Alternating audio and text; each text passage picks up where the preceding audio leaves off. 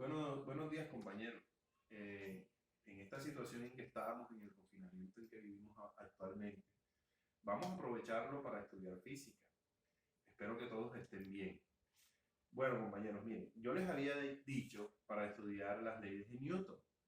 Actualmente, nosotros estamos estudiando la segunda y la tercera. Creo que la primera la expliqué en clase. Sí, claro, la primera la expliqué en clase. Lo que vamos a hacer hoy es analizar matemáticamente la segunda ley de Newton, que va a tener muchas aplicaciones en este curso. La sumatoria de fuerzas es igual a la masa por la aceleración. Eso declara la segunda ley de Newton. ¿Qué dice? Que la sumatoria de todas las fuerzas que actúan sobre un cuerpo van a ser igual a la masa de ese cuerpo por su aceleración.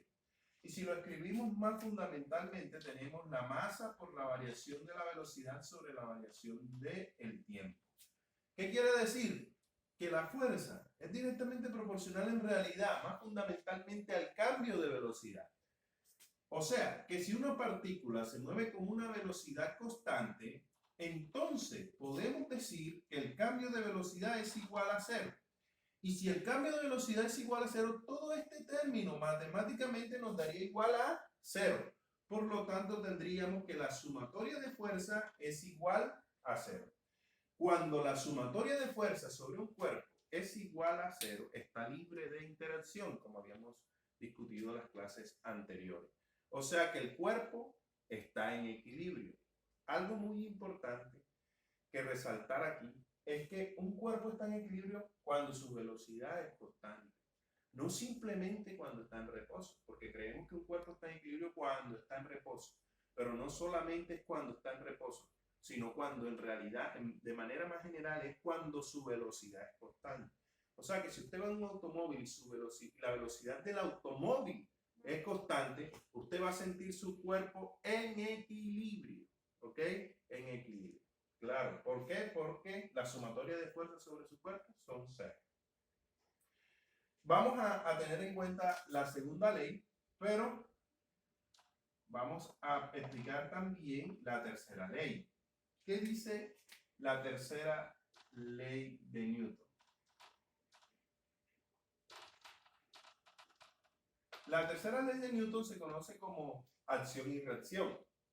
Nosotros tenemos que entender la tercera ley de Newton de la siguiente manera.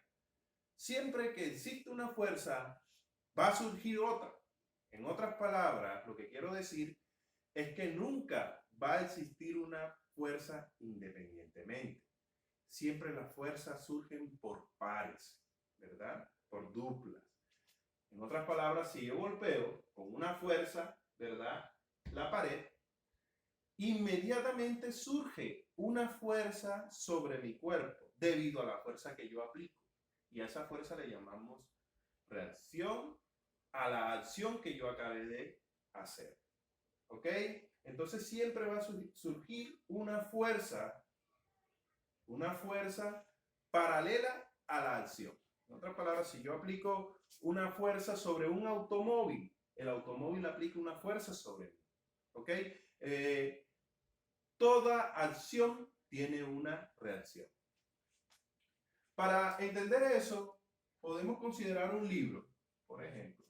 Consideremos un libro que está sobre una mesa. Supongamos que este es la superficie de la mesa y esta es la masa del libro. Ya sabemos qué fuerzas actúan sobre este libro. Actuaría la normal y el peso, ¿verdad? Si el libro está en equilibrio. Entonces actuaría la normal y el peso. Observen algo. Nosotros tenemos que entender cuáles son las fuerzas de acción y cuáles son las fuerzas de reacción. Hay muchos estudiantes que creen que el peso es la fuerza de reacción de la normal y no es así, ¿verdad? Para entender eso, vamos a definan en sus cuadernos qué son fuerzas externas y qué son fuerzas internas. Por favor, en su cuaderno definan. Fuerzas externas son todas las fuerzas que actúan sobre el cuerpo al que se le está estudiando la dinámica. Y fuerzas internas son las fuerzas que están actuando, que el cuerpo responde. ¿okay? Con que el cuerpo responde a estas fuerzas. Eso se llama fuerzas internas. Les voy a explicar con este ejemplo.